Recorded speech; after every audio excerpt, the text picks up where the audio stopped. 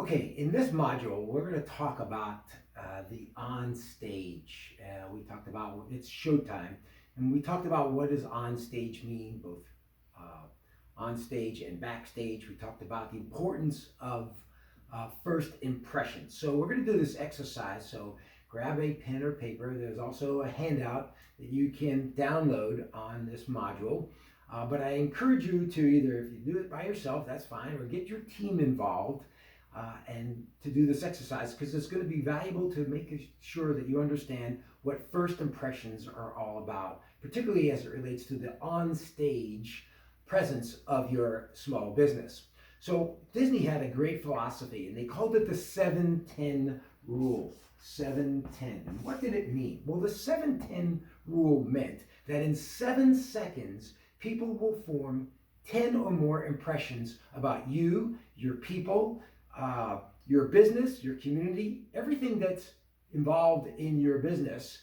It just takes really 7 seconds for someone to start making first impressions. And in 7 seconds, they listed at least 10 that would occur, right? Now, the interesting thing is that if you're answering the phone in your business, you have less than 10 seconds. You have about 3 seconds to make that first impression. So we're going to talk a little bit about both. And then let's even imagine if you have a website that people are going to. Now it's probably down to 1 or 2 seconds where people will either be attracted by your website page, your home page, or not. So first impressions are valuably important in any business, whether you're online or you're brick and mortar. Now we're going to mostly be talking about brick and mortar family or brick and mortar small business stores, just like yours. So let's kind of talk about this 7-10 rule. And I'm going to start jotting some down, and you can shout them out if you're doing this exercise together, and see how many we can come up with. Let's see if we can come up with 10, and I'm going to bet you we're going to come up with a lot more than that. So let's look at the phone as pretty much the first touch point that most businesses will have, most customers will have in our businesses, okay? So if you look at tone of voice, right? I'm just gonna put tone of voice here. You look at tone of voice, right?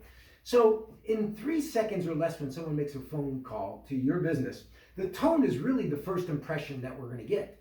When someone answers the phone, what do they sound like? And tone of voice is very, very important. Now you can sound monotone, good morning, ABC Business, or you could sound like, good morning, ABC Business, right? Both of those are the same message, but they sound differently. I always use the example of say the word "oh" out loud in the group. Oh. So let's say it sympathetically. Oh. Let's say it with excitement. Oh.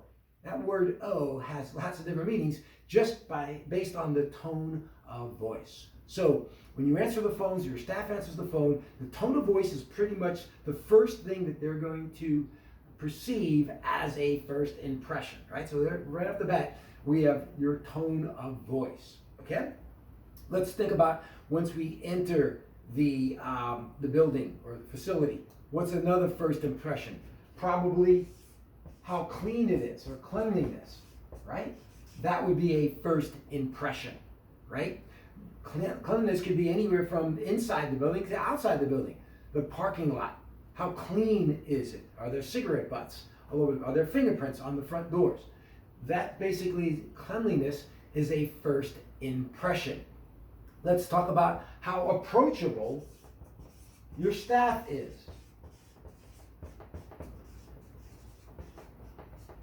In other words, are they busy doing something else, not even acknowledging the fact that someone walked into your business, or not? That's approachable, all right? Were the staff friendly? Is that a first impression? Yes, absolutely. When we walked into the business, or we did a restaurant, or whatever it might be, were the staff friendly, okay? Were they helpful?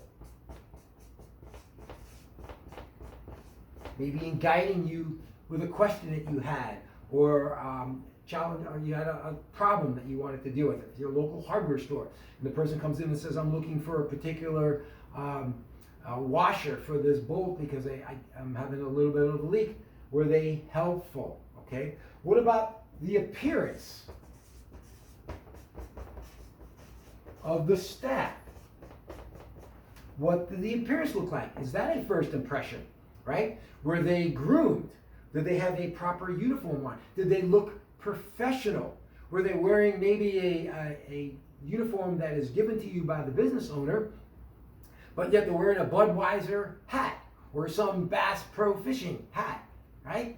That Pro Bass Fishing and Budweiser is not your business. So we want to make sure that they are professionally dressed, and appearance is valuably important. Again, now I'm not talking about how they should dress, that's up to you, but my rule of thumb is you want to always dress professionally so your customers know the difference between you and anybody else in the business, but also what type of business is it.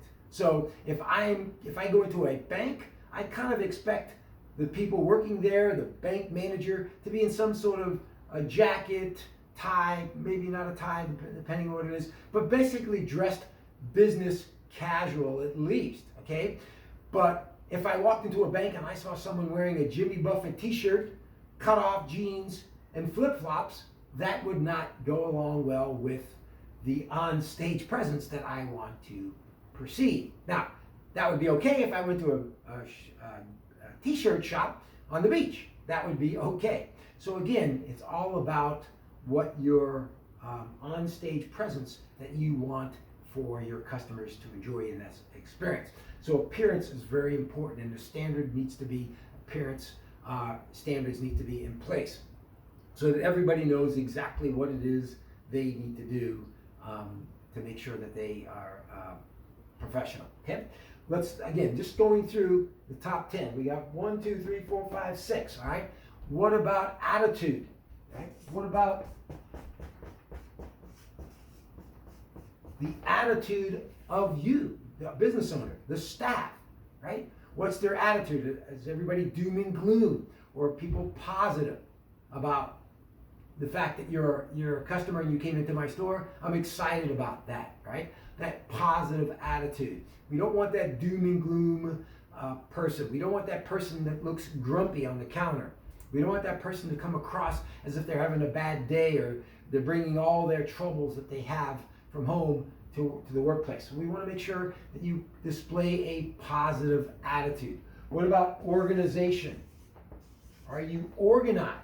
If I come up to that counter where you're going to help me, is the counter all messed up with all kinds of papers and boxes and envelopes and trash and McDonald's wrappers and everything else like that? Or does it look organized?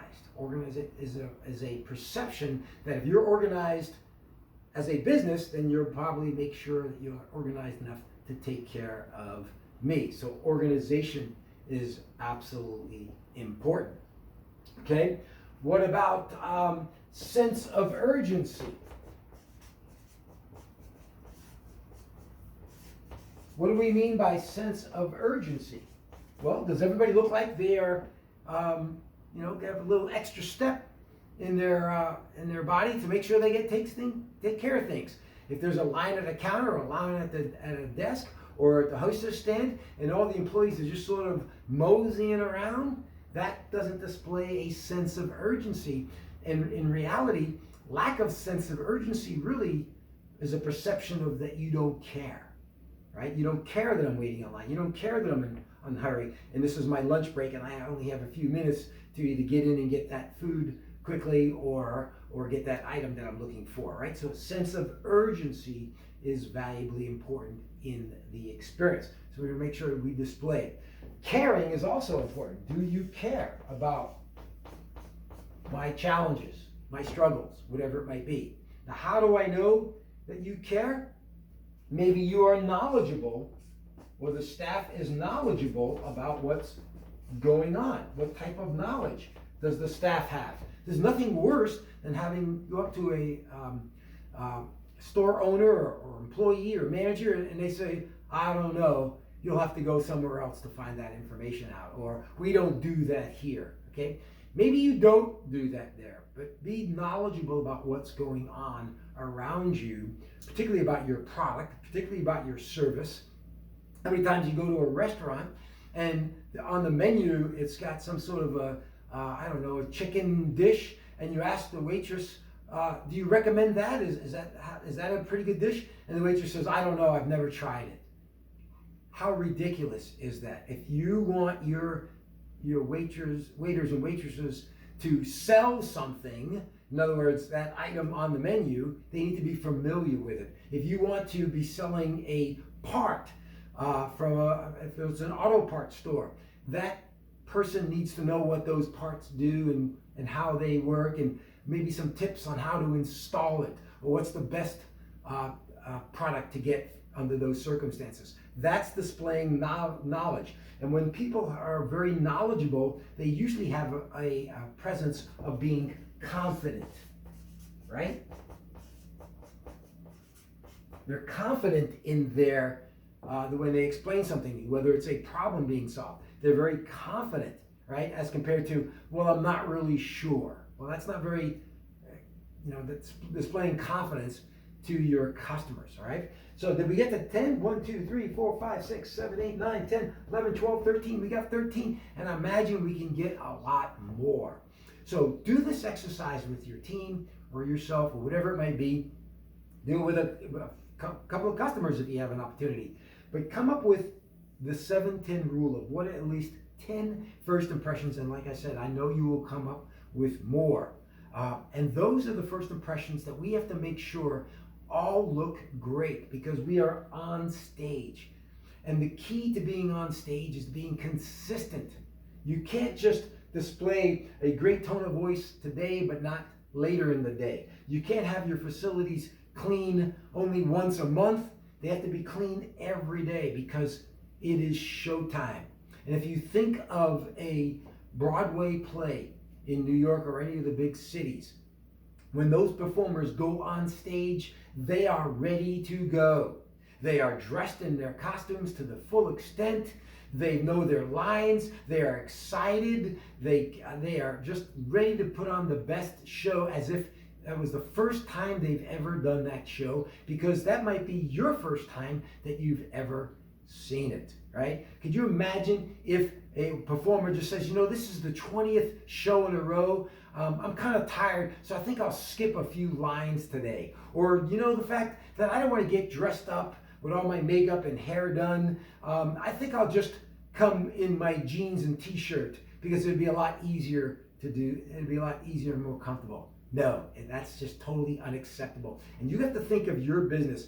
Everything that you do in your business, your staff, your merchandise display, your vehicles, your storage, your doors, your windows, your signage, your landscaping, everything is on stage, and you need to give the performance of a lifetime to every single customer that comes in your doors. Why? Because you don't know, that might be your last customer. And we want to make sure we treat every single customer as if it's our only and last customer. If you do that and your staff thinks that way, you will make sure you put together an incredible on-stage performance.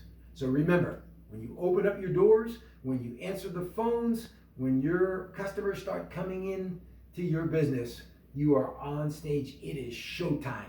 Go give them the best performance. Hope this has been helpful. It evolves over and over and over again, so continue to do this exercise numerous times throughout the year to make sure if things haven't changed. Maybe you want to change your performance. Maybe you want to add or subtract a few other things as well.